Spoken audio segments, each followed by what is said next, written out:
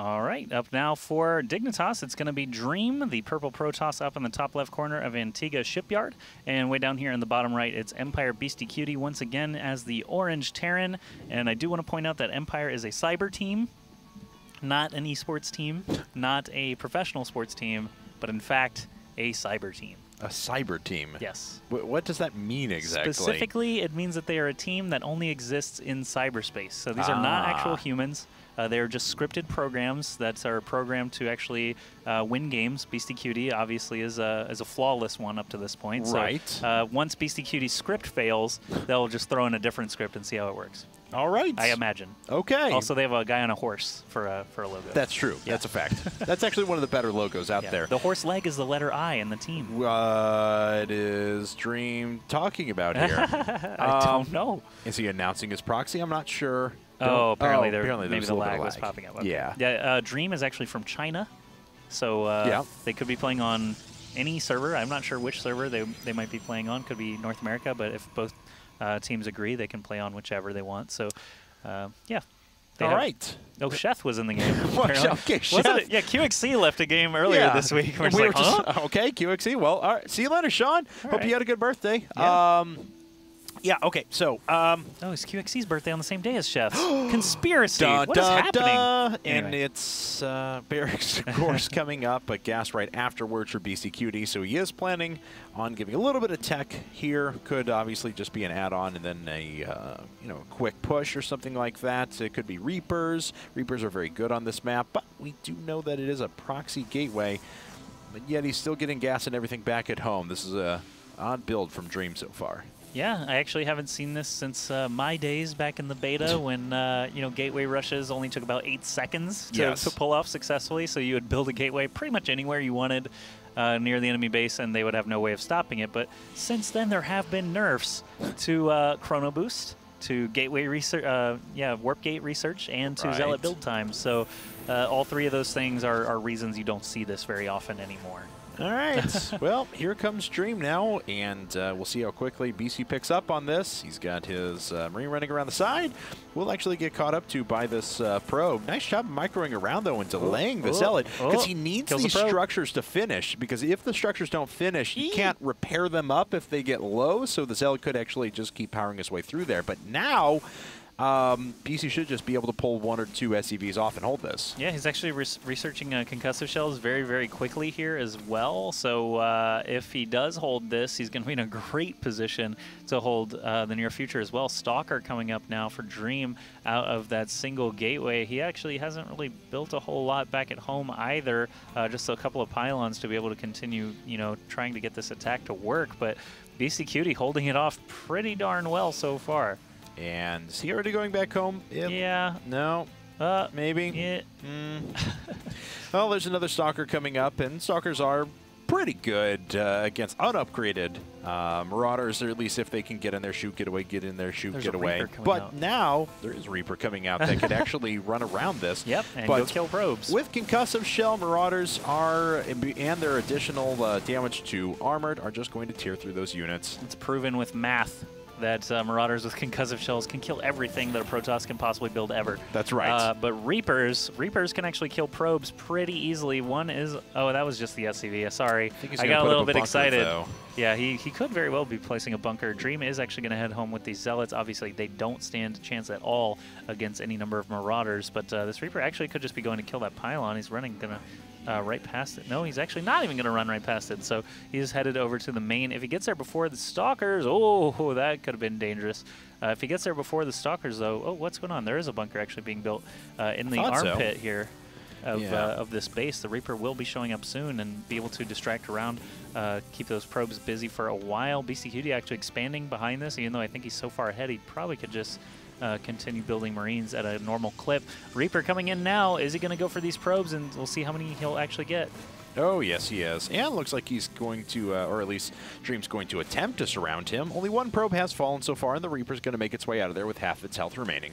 Man, I just really wish there was a full transition from Beastyqt at this point, because you just haven't seen Mass Reapers in a long time. And speaking of QXC, and we were... Yeah, Mass Reapers was a fun QXC thing. Obviously, Morrow took big advantage of the Reaper heyday and was part of a reason that Reapers were nerfed in the first place. It was actually the first major StarCraft 2 LAN event. Not LAN event, excuse me, live event. Yes. It was IEM World Championships that Maro took out d.DreAm on Xel'Naga Caverns with 6 Rax Reaper rushes, and it was just totally unstoppable. That was fun times. Fun times. Yes. Maro versus d.DreAm, Google it. Fun times indeed. Oh, the old games. How much fun they were. BastyQt finishing up his 2nd and 3rd barracks. He's already putting add-ons on them, as a matter of fact. Both going to be reactors, as he's already pretty happy with the amount of marauders that he's produced in this game, considering he has, well, 6 of them. Yeah, and that's actually, you know, he's got way more Reapers than you normally see, too. He's got way more marauders than you see in the normal early game, so he's just going full unconventional, but he can because d.DreAm did such a strange thing to start this game, and slowly the scale is still tipping in BastyQt's favor. He hasn't actually lost a whole lot, so he can actually, you know, continue adding on racks. It looks like a starport's going to be done soon as well, and he can just continue churning out those MMM units. d.DreAm on the other side is going to be getting that robotics facility up now. And probe ducking in for an attack at the end. Unfortunately, didn't do anything. Almost got him. Well, Marauders now can slow down the front units, especially, if the sentries expose themselves like that. That's devastating for d.DreAm as he loses 2, now 3 sentries. And still 3 Marauders running loose. They do have concussive shells. He is going to try to get them all the way into the main. Actually, one less stim is going to put some distance between him and all those gateway units. He might be able to get a couple of probes, but there is a Stalker waiting as well. He gets 1 probe. Can't quite get the second one before getting finished off there. But, you know, did some decent damage taking out those 3 sentries. Actually basically equivalent value, not to mention any probes that he actually did happen to get. Factory is just going to be used for scouting purposes, as all he needed it for was to get that starport and those double medevacs cranking out, and he can just keep making MMM, keep upgrading them as far as he can, and hope for the best. d.DreAm is actually going to be poking out of his base with just a couple of sentries now. Yeah, and he's going to run into an already prepared bunker position. BastyQt now up to a total of 5 barracks on these 2 bases, so a little bit more aggressive game than we've been seeing a lot of times in StarCraft recently, but still has quite a bit of stuff built back at home. Yeah, with this many Marines and Marauders, he could actually stim and try to focus those sentries very quickly. It looks like he will do just that. Medevacs are overhead now, so he actually has the ability to lift off and run away if he needs to as well. The Stalkers and sentries aren't really enough damage there, and d.DreAm is going to lose his whole gateway force here. And that pylon, not even going to cancel it. It looks like it is going to get finished off. Scan goes down, kill an observer overhead. So BastyQt is just all over d.DreAm's tactics here. The scouting factory is actually going to be able to spot a couple of stalkers running away as well. And BastyQt most likely just going to keep rolling with this attack. Yeah, thus far this has been a disaster for d.DreAm, unfortunately. I mean, BastyQt's pretty much been hitting on all cylinders. He picks off another observer as well.